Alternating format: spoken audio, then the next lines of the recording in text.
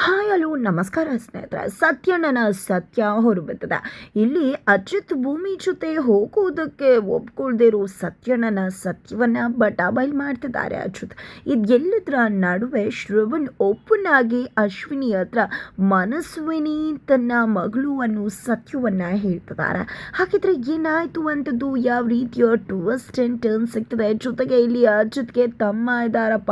ಓ ಮೈ god, ಎಷ್ಟು ದಿನ ಅಚ್ಯುತ್ ಒಬ್ಬನೇ ಮಗ ಅಂತ ಹೇಳಿ ಬೆಂಬಸಲಾಗಿತ್ತು. ಆದರೆ ಇನ್ನೊಂದು ಎಂಟ್ರಿ ಆಗ್ತದ. ಈ ಕಡೆ ಅಚ್ಯುತ್ ತಮ್ಮ ಎಲ್ಲಿದ್ದಾರೆ, ಏನು ಕತೆ, ಏನು ಮಾಡ್ಕೊಂಡಿದ್ದಾರೆ, ಎಲ್ಲವನ್ನ ಕೂಡ ತಿಳ್ಕೋಬೇಕು ಅಂದರೆ ಈಗಲೇ ನಮ್ಮ ಈ ಚಾನಲ್ನ ಸಬ್ಸ್ಕ್ರೈಬ್ ಮಾಡಿ. ಹಾಗೆ ಒಂದು ವಿಡಿಯೋವನ್ನು ಪೂರ್ತಿಯಾಗಿ ನೋಡೋದನ್ನು ಯಾವುದೇ ಕಾರಣಕ್ಕೂ ಕೂಡ ಮರಿಬೇಡಿ. ಇಲ್ಲಿ ಅಚ್ಯುತ್ ಮತ್ತೆ ಭೂಮಿ ಇಬ್ರು ಕೂಡ ಡೆಲ್ಲಿಗೆ ಹೋಗ್ತಿದ್ದಾರೆ. ರಾಣಾ ಮತ್ತೆ ಸಾಕ್ಷಿ ಕುತಂತ್ರಕ್ಕೆ ಇವತ್ತು ಅಚ್ಯುತ್ ಬೆಲೆ ತೆರಬೇಕಾಗಿದೆ. ಡೆಲ್ಲಿಗೆ ಟ್ರಾನ್ಸ್ಫರ್ ಆಗಿರೋದ್ರಿಂದಾಗಿ ಇಲ್ಲಿ ಅಚ್ಯುತ್ ಭೂಮಿಯನ್ನ ಕೂಡ ಕರ್ಕೊಂಡು ಹೋಗ್ತಿದ್ದಾರೆ.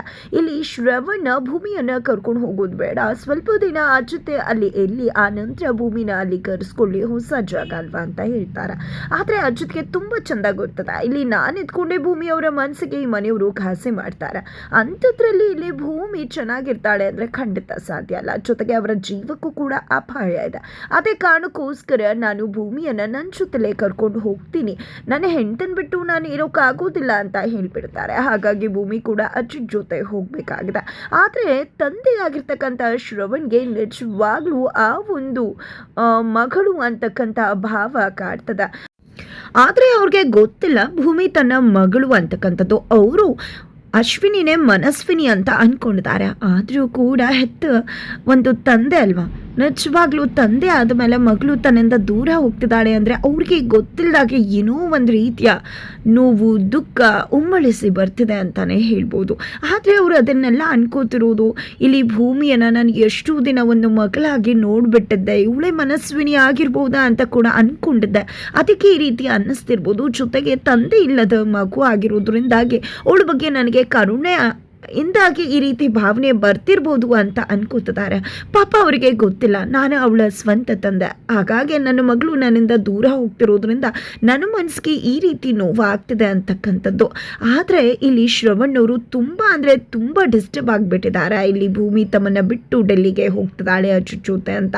ಈ ಕಡೆ ಅಜ್ಜಿ ಕೂಡ ತುಂಬ ಡಿಸ್ಟರ್ಬ್ ಆಗಿದ್ದಾರೆ. ನನ್ನ ಮೊಮ್ಮಗ ನಾಳೆ ಡೆಲ್ಲಿಗೆ ಹೋಗ್ಬಿಡ್ತಾನೆ, ಅವನ್ನ ಬಿಟ್ಟು ಇರೋದು ಹೇಗೆ, ಈ ಮನೇಲಿ ಎಷ್ಟು ಚಂದ ಆಯಿತು ನನ್ನ ಮೊಮ್ಮಗ ಓಡಾಡ್ಕೊಂಡು ಇರೋದು, ಆದರೆ ಇವಾಗ ನನ್ನ ಮೊಮ್ಮಗ ಇಲ್ವಲ್ಲ, ಏನಪ್ಪ ಮಾಡೋದು ಅಂತ ಹೇಳಿ ಇಲ್ಲಿ ಅಜ್ಜಿ ತುಂಬ ಯೋಚನೆ ಮಾಡ್ತಿದ್ದಾರೆ. ಇದೆಲ್ಲದರ ನಡುವೆ ಶ್ರವಣ್ ಬರ್ತಾರೆ. ಏನಮ್ಮ ಯೋಚನೆ ಮಾಡ್ತಿದ್ಯಾ ಅಂದಾಗ, ನಾಳೆ ಅಚ್ಯುತ್ ಹೋಗ್ತದಾನಲ್ವಾ ಡೆಲ್ಲಿಗೆ, ನಿಜವಾಗ್ಲೂ ತುಂಬ ಬೇಜಾರಾಗ್ತದೆ ಅವನ್ನ ಬಿಟ್ಟಿರೋದು, ಅವನು ಹೋಗದೆ ಇದ್ದಿದ್ರೆ ಎಷ್ಟು ಚಂದ ಇರ್ತಿತ್ತು ಅಂದಾಗ, ಅಮ್ಮ ಈ ಟ್ರಾನ್ಸ್ಫರ್ ಎಲ್ಲ ಆಗ್ತಾನೆ ಇರುತ್ತಲ್ವಾ, ನಾನು ಕೂಡ ಎಷ್ಟು ದಿನ ಟ್ರಾನ್ಸ್ಫರ್ ಆಗಿ ಹೊರಗಡೆ ಇರಲಿಲ್ಲ, ಹಾಗೆ 1 ವರ್ಷ ಅಷ್ಟೇ ವಾಪಸ್ ಬಂದ್ಬಿಡ್ತಾನೆ, ಅದಕ್ಕೆ ಯಾಕೆ ಯೋಚನೆ ಮಾಡ್ತಿದ್ಯಾ, ಮೊದಲೆಲ್ಲ ಯಾವುದೇ ರೀತಿ ಕಾಲ್ಸ್ ಕೂಡ ಇರಲಿಲ್ಲ, ಈಗ ವಿಡಿಯೋ ಕಾಲ್ ಮಾಡ್ಬೋದು, ನಮಗೆ ನೋಡಬೇಕು ಅನಿಸ್ದಾಗ ನಾವು ಹೋಗಿ ನೋಡ್ಬೋದು, ನಮಗೇನು ಕೆಲಸ ಇದೆ, ಏನೂ ಮಾಡದೆ ಕೂತಿದ್ವಿ, ಅಂದಮೇಲೆ ನೋಡಬೇಕು ಅನಿಸ್ದಾಗ ಹೋಗಿ ನೋಡ್ಕೊಂಡು ಬರೋಣ, ಏನು ಯೋಚನೆ ಮಾಡಬೇಡ ಅಂತ ಹೇಳ್ತಿದ್ದಾರೆ.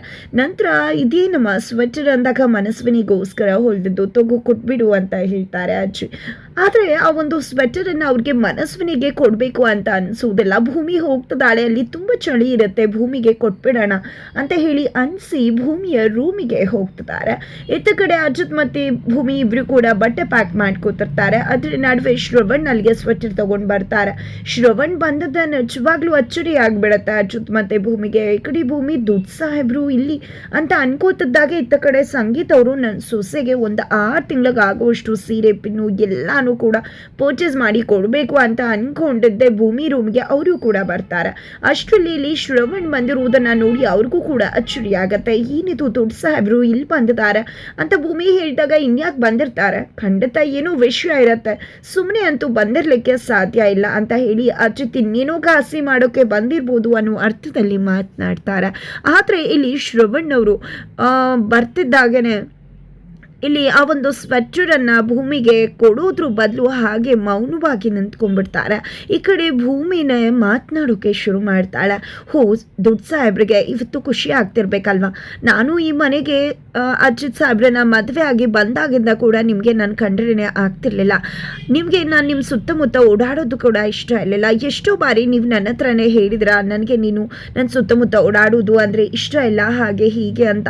ಆದರೆ ನಾನು ಏನು ಮಾಡಲಿ, ನಿಮ್ಮ ಸುತ್ತಮುತ್ತ ಓಡಾಡಿದಾಗ ನನಗೆ ನನ್ನ ತಂದೆ ಸುತ್ತಾನೆ ಓಡಾಡ್ತಿದ್ದೇನೇನು ಅಂತ ಹೇಳಿ ಅನ್ನಿಸ್ತಾ ಇತ್ತು. ಆದರೆ ಇನ್ನು ಮುಂದೆ ನನ್ನಿಂದ ನಿಮಗೆ ಯಾವುದೇ ರೀತಿ ತೊಂದರೆ ಆಗೋದಿಲ್ಲ. ನಾನು ಡೆಲ್ಲಿಗೆ ಹೋಗ್ಬಿಡ್ತಿದ್ದೇನೆ. ಇನ್ನು ಮುಂದೆ ನಿಮ್ಮ ಕಣ್ಮುಂದೆ ಕೂಡ ನಾನು ಕಾಣಿಸ್ಕೊಳ್ಳೋದಿಲ್ಲ. ಇನ್ನೆಂದೂ ಕೂಡ ನಾನು ಮತ್ತೆ ವಾಪಸ್ ಬರುವುದಿಲ್ಲ ಅನ್ನೋ ಅರ್ಥದಲ್ಲಿ ಭೂಮಿ ಮಾತನಾಡ್ಬಿಡ್ತಾಳೆ. ನಿಜವಾಗ್ಲೂ ಈ ಒಂದಷ್ಟು ಮಾತುಗಳು ಸಂಗೀತ ಅವರ ಮನಸ್ಸಿಗೆ ಘಾಸಿ ಆಗುತ್ತೆ. ಏನಿದು ಭೂಮಿ, ನೀನು ಮಾತಾಡ್ತಿರುವ ಅರ್ಥ ಹೇಗಿದೆ ಗೊತ್ತಾ, ಪರ್ಮನೆಂಟ್ ಆಗಿ ಬರೋದೇ ಇಲ್ವೇನು ಅನ್ನೋ ರೀತಿಯಲ್ಲಿ ಮಾತನಾಡ್ತಿದ್ಯಲ್ಲ. ನಿಜ ಹೇಳಬೇಕು ಅಂದರೆ 1 ವರ್ಷ 2 ವರ್ಷ ಅಷ್ಟೇ ನೀನು ಅಲ್ಲಿರುವುದು, ಬಂದ್ಬಿಡ್ತೀಯ ವಾಪಸ್ಸು, ಈ ರೀತಿ ಯಾಕೆ ಮಾತನಾಡಿದೆ ಅಂತ ಅನುಮಾನದಿಂದ ಪ್ರಶ್ನೆ ಕೇಳ್ತಾರೆ. ಆಗ ಅಜಿತ್ ಮತ್ತೆ ಭೂಮಿಗೆ ನೆನಪಾಗೋದು ಆ ಒಂದು ಕಾಂಟ್ರಾಕ್ಟ್ ಮ್ಯಾರೇಜ್. ಬಟ್ ಇಲ್ಲಿ ಅಜಿತ್ ಅದು ಹಾಗಲ್ಲ ಅಮ್ಮ, ಸುಮ್ಮನೆ ಮಾತಿಗೆ ನಾವು ಹೋಗ್ತಿದ್ದೀವಲ್ಲ ಅದಕ್ಕಷ್ಟೇ ಹೇಳಿದ್ದು ಭೂಮಿ ಅಂತ ಹೇಳ್ತಾರೆ. ಭೂಮಿ ಕೂಡ ಹೌದು ಅಂದ್ಬಿಡ್ತಾಳೆ. ನಂತರ ಶ್ರವಣ, ಹೀಗೆ ನಿಂತ್ಕೊಂಡಿದ್ಯಲ್ಲ ನೀನು, ಯಾಕೆ ಬಂದಿದ್ದು ಅಂತ ಹೇಳು ಅಂತ ಹೇಳ್ತಿದ್ದಾರೆ. ನೀನಂತೂ ಸುಮ್ಮನೆ ಬಂದಿರಲಿಕ್ಕೆ ಸಾಧ್ಯ ಇಲ್ಲ ಅನ್ನೋದು ಗೊತ್ತಿದೆ ಶ್ರವಣ್ ಅಂತ ಸಂಗೀತ ಅವರು ಹೇಳಿದಾಗ ತುಂಬಾನೇ ನೊಂದ್ಕೊಂಡಿರ್ತಾರೆ ಶ್ರವಣ್ ಅವರು ಭೂಮಿ ಮಾತುಗಳಿಂದ. ಇಂಥ ದೊಡ್ಡ ಮಾತುಗಳನ್ನ ಆಡಿ ನನ್ನ ಮನಸ್ಸಿಗೆ ಘಾಸಿ ಮಾಡಬೇಡ ಭೂಮಿ ಅಂತ ಹೇಳಿ ಆ ಒಂದು ಸ್ವೆಟರನ್ನು ತಗೋ, ಅಲ್ಲಿ ತುಂಬ ಚಳಿ ಇರುತ್ತೆ ಅಂತ ಹೇಳಿ ಕೊಡ್ತಾರೆ. ಆ ಸ್ವೆಟರನ್ನು ಕೊಡ್ತಿದ್ದಾಗೆ ನಿಜವಾಗ್ಲೂ ಅಚ್ಚರಿ ಆಗ್ತದೆ ಎಲ್ರಿಗೂ ಕೂಡ. ಯಾಕಂದರೆ ಸಂಗೀತ ಅವರು ಇದು ಅಮ್ಮ ಮನಸ್ವಿನಿಗೆ ಅಂತ ಅಲ್ವಾ ಕೊಟ್ಟಿದ್ದು ಅಂದಾಗ, ಹೌದು ನಾನು ಇವಳು ಕೊಡ್ತಿದ್ದೀನಿ ಅಂತ ಶ್ರವಣ್ ಹೇಳ್ತಾರೆ. ಇದು ಮನಸ್ವಿನಿಯವ್ರದಾಗ ಅಲ್ವಾ ಅಂತ ಭೂಮಿ ಹೇಳಿದಕ್ಕೆ, ನಾನು ಅದನ್ನು ನಿನಗೆ ಕೊಡ್ತಾ ಇದ್ದೀನಿ ತಗೋ ಅಂದ ತಕ್ಷಣ ಸ್ವೆಟರನ್ನು ತಗೊಂಡಿದ್ದೆ ಅಪ್ಪನ್ನ ಬಂದು ಅಪ್ಕೊಂಡ್ಬಿಡ್ತಾಳೆ. ನಿಜವಾಗ್ಲೂ ಶ್ರವಣ್ಗೂ ಕೂಡ ತುಂಬಾನೇ ಒಂದು ರೀತಿ ಮನಸ್ಸಿಗೆ ಖುಷಿ ಆಗ್ತದೆ ತನ್ನ ಮಗಳು ಹಗ್ ಮಾಡಿದಾಳೆ ಅಂತ. ಬಟ್ ಅದರ ನಡುವೆ ಅಶ್ವಿನಿ ಬಂದಿದ್ದ ಅದನ್ನು ನೋಡಿದ್ದೆ ಕೋಪ ಮಾಡಿಕೊಂಡು ಹೋಗ್ಬಿಡ್ತಾಳೆ. ತಕ್ಷಣ ಹೊರಡೋಕೆ ನೋಡ್ತಾರೆ ಶ್ರವಣ್ ಅವರು ಆ ರೂಮಿಂದ. ಬಟ್ ಇಲ್ಲಿ ಭೂಮಿ ಅವರ ಪಾದವನ್ನು ಮುಟ್ಟಿ ಆಶೀರ್ವಾದವನ್ನು ತಗೊಂಡಾಗ ಮನ್ಸಾರೆ ಇಲ್ಲಿ ಮಗಳಿಗೆ ಆಶೀರ್ವಾದವನ್ನು ಮಾಡಿ ಶ್ರವಣ್ ಅಲ್ಲಿಂದ ಹೋಗ್ತಾರೆ.